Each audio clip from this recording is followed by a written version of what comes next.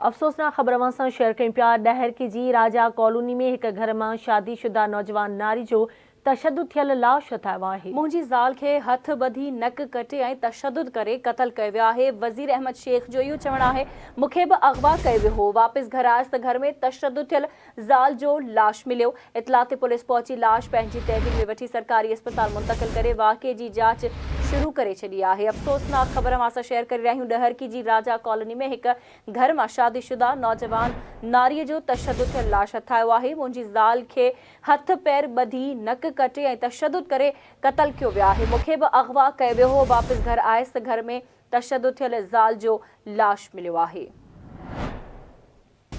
एक भेरो ॿीहर अव्हांखे आगाह कयूं पिया। डहर के जी राजा कॉलोनी में एक घर में शादीशुदा नौजवान नारी जो तशद्दुद थियल लाश हथायो आहे। इन हवाले से तफ़सील मालूम कंदासीं। आवाज़ जे रिपोर्टर रमेश कुमार असां सां लाइन ते मौजूद आहे। जी रमेश, कहिड़ा तफ़सील आहिनि वाक़े जे हवाले सां आगाह कजो।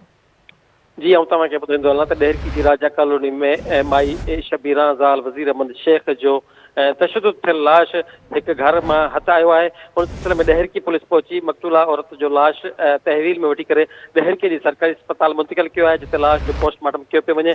तव्हांखे ॿुधाईंदो हलां त माई शबीरा जे मुड़ुस वज़ीर अहमद शेख जो चवणु आहे त आऊं 2-4 ॾींहं पहिरें घर खां ॿाहिरि वियो हुयुसि ऐं घर खे तालो हुयो ऐं हींअर वापसी आयो आहियां त मुंहिंजे घर में मुंहिंजी ज़ाल जो जेको आहे हथ ॿधल ऐं तशद्दुद थियल लाश हथायो आहे। उन जो इहो चवणु आहे त नक बि कटियल आहे ऐं जॾहिं त चाकू जा वार थियल आहिनि ऐं क़त्ल करे जवाबदार फ़रार थी विया आहिनि। डहर की पुलिस वाक़िए जी इब्तिदाई रिपोर्ट दर्ज करे वधीक जांच करे रही आहे। जी ठीकु आहे रमेश, तव्हांजी महिरबानी।